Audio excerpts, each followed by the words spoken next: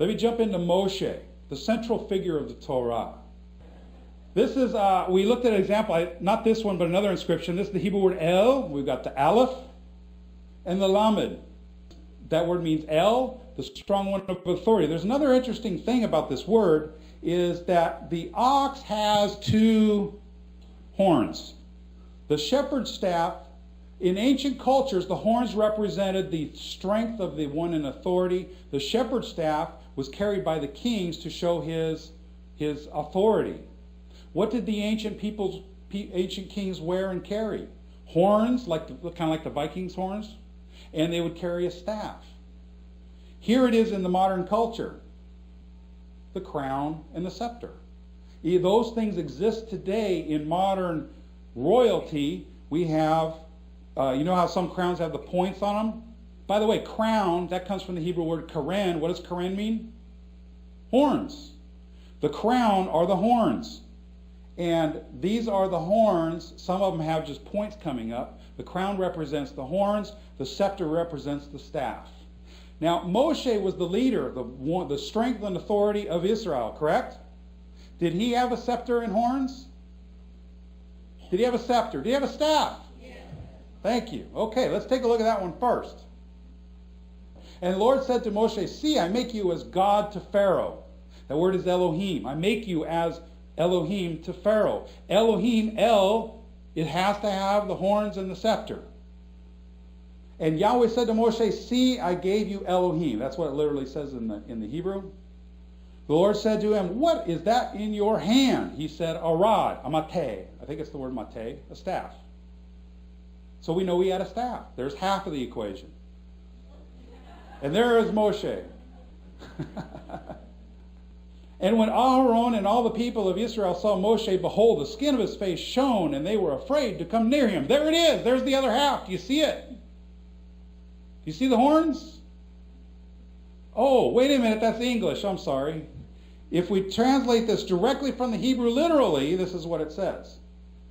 And Aaron and all the sons of Israel saw Moshe, and behold, the skin of his face had horns, and they were afraid to come near to him. What? Your translations translate it as rays of light or shone. That is not what the Hebrew says.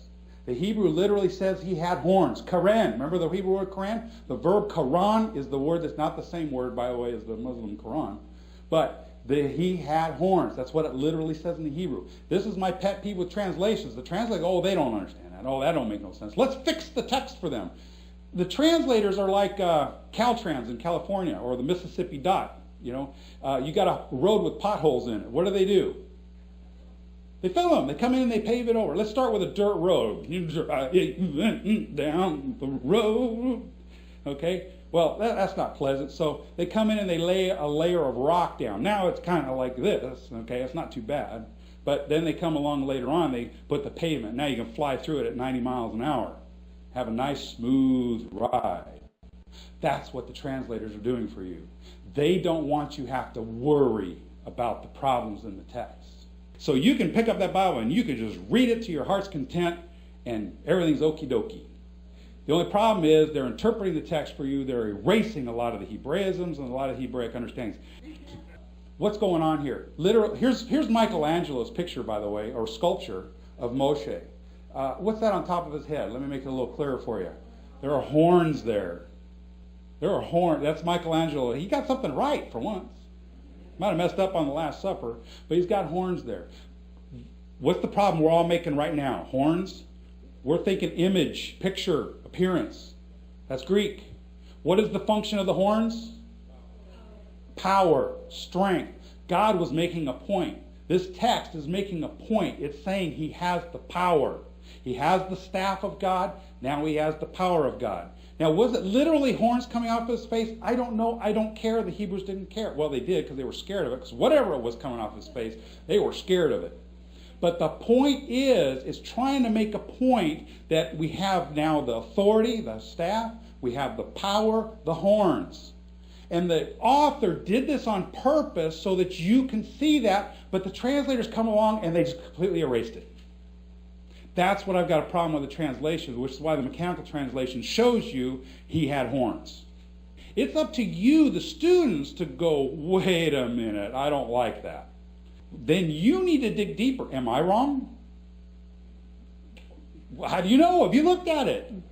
You've got to go out there and search yourselves. You've got to start digging into the books.